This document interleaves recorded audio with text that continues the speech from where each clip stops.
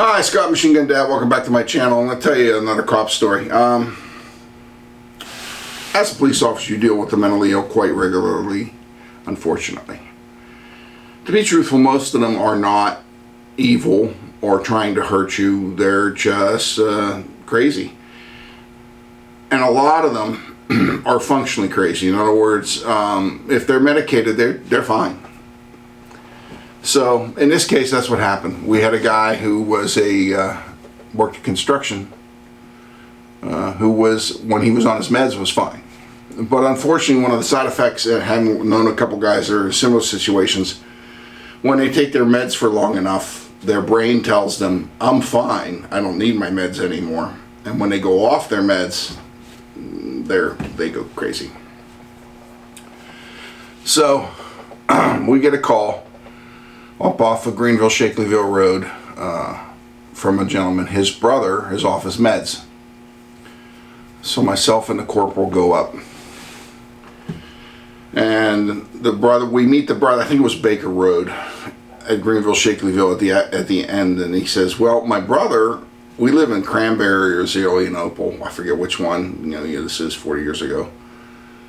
My brother, normal guy, when he's on his meds, he didn't take his meds for a couple, 3 days, and he's off his meds, and he is violent, but not in a sense of aggressive, but violent in the sense he has no filter. He can be violent, or he can do crazy stuff to endanger himself.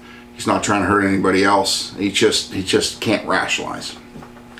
I said, so the corporal's asking the questions, and why are we here? Well, he broke into the family they have an old trailer up there they use for hunting. It's summertime.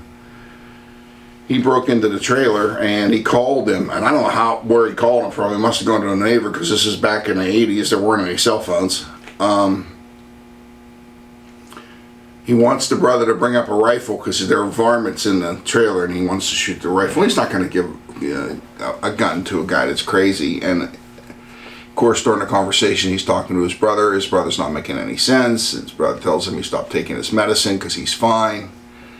And having dealt with this before, the brother knows he's not fine. So we're waiting for an ambulance to come because he's court committed, and the brother's going to sign him in. And we drive up Baker Road. It's just an uphill. That's when the ambulance gets waiting for the ambulance. So the corporal's in an unmarked, I'm in a marked, the brother's riding with the corporal. We drive up the hill, trailer's over here, it sits down off the road, and there he is, sitting on the porch drinking a Mountain Dew, like it's like, guys camping, no big deal. So we pull up and get out, hey, how you doing? And he's nice, he's talking to us. Corporal's doing most of the talking, and I'm not really paying attention, I'm just kind of looking around. And I said, so what brings you up here to the middle of nowhere from down wherever Cranberry is? And the guy says, they're watching me. And I'm like, they're not watching you. He says, no, they're watching me. The government's watching me. And I'm like, I don't really think the government really cares about you. Don't be so worried about it. Well, we live in Mercer County. This is in Mercer County. In Ohio, there's a Ravenna Air Base. It's a National Guard Air Base. It was the weekend. They had drill. So as I'm trying to explain to this guy that the government is not watching him, a C-130 does a low-level pass directly over us. I'm talking 100 feet above the trees. And he goes, see? And I put my head down like, fuck me, what are the odds?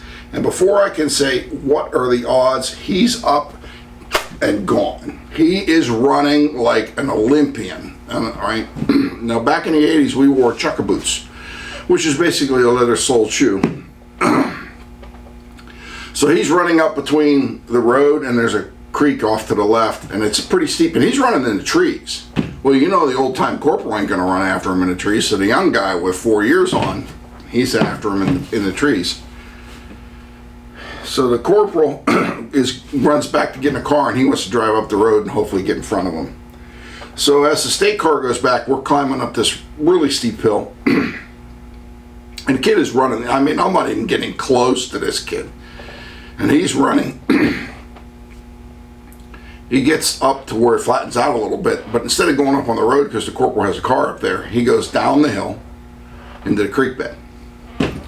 So I can like kind of angle towards him on the creek bed. Now this creek is unlike a lot of creeks around this area where you have just a narrow water trough with mud in it, because it was summer. This was probably 30 feet wide, but it had gone through a shale area where it was all shale. It was just completely flat rock on the bottom. So when I come down into the water, the water is only maybe half, 3/4 of an inch thick deep, but it's on moss and moss covered slick shale. So the kid hits it. He's in tennis shoes. I'm in my trucker boots, so I can't run full speed because I can't get any traction. He runs down the creek back towards the trailer, and I'm calling out in the portable we had at the time, which was completely ineffective because it had to go to the car and then repeat out to another portable. You couldn't talk directly. So he's running and he's picking up speed and he's, full bore. And then I see him stop and like put his feet down. Well, it's slick, you can't stop. There's no way to stop. I can barely move. He slides and then kind of goes like that, and it's cliff. He's gone. He's just freaking gone. And I figure he fell, a couple feet, because where we were running was stone cold flat. So I slowed down because I didn't want to go off. I get there. It's 15, 20 feet down. He's laying face down in the water.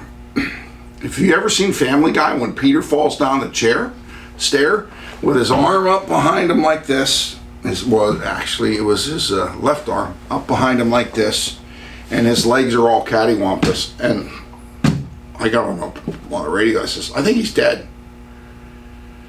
He jumped / fell off a cliff into rock. So the corporal turns the car around and he goes towards back where the ambulance is. It's straight down. There's no way I can get to him. So I got to go back up, find a place I can climb up the hill to the road and come back down the road. So I'm coming back down the road and the corporal had gone up and turned around. Corporal parks in front of the thing. The guy was sitting on the front porch drinking his Mountain Dew. Like none of this had ever happened. And it was a repeat. We get out. Hey, how you doing? Good. How are you? What are you guys here for? I mean, you could tell he didn't even remember it. So by this time the ambulance gets there. So now we have myself, the corporal, his brother, and 2 ambulance guys. So we're going to physically grab this guy. So we grab him. We're trying to cuff him. He's throwing us around like rag dogs. This guy, we tore his shirt. And his arms, I've never met anybody had more strength in his hands. Of course, when you're crazy, you have crazy strength. So we're fighting with him, and all of a sudden I yell, whoa, whoa, whoa, whoa, whoa. And all 5 of us, plus the crazy guy, stopped moving. And thank God we did, because there was a broken piece of glass. We were trying to hold him down underneath his neck, and it was starting to cut him right here. So I reached in and took the broken piece of glass, and it was funny. As soon as I pulled the broken piece of glass out, the fight was back on. It was like you turned the switch back on. It was so surreal. So we get this guy cuffed with 2 cuffs. Now, he's not a big guy. We physically just cannot push his hands together. So we get 2 sets of cuffs on him. We take him to the ambulance. Face down on a gurney, going to Sharon General. Now, we're running normal speeds. I'm in the ambulance, corporal's in the unmarked in front of it. He shifts his hands around, gets 3 or 4 fingers on the gurney and starts applying pressure. And I watched him break his fingers. And he's turning his hands purple. He's trying to break the cuffs. So I tell the ambulance, kick it up. Corporal, we need to kick it up. Throw the red light siren on, we're going, we got to get there, we got to get him to the hospital. So they radio for permission from the hospital, and the hospital's like, negative. It's just a mental health transport. He's restrained, not necessary to run red lights and siren. And the guy in the ambulance says the state police are telling us to run red lights and siren, and we have an escort. Oh, okay. Go. So we go 90 miles an hour, basically from Greenville to Sharon, and I'm hearing the bones crack in the kid's hand, or dislocate. I'm not sure which one. We get to the hospital. The kid's, I don't know if you've ever dealt with somebody who's mentally ill, but he was talking totally fine, and his eyes were crazy.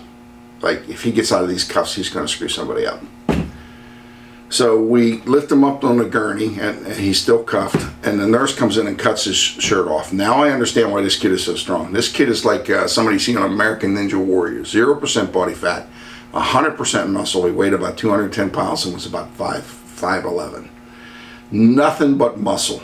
And every muscle was in his chest was tight because he was pulling on those handcuffs. A young doctor comes into the ER and he says,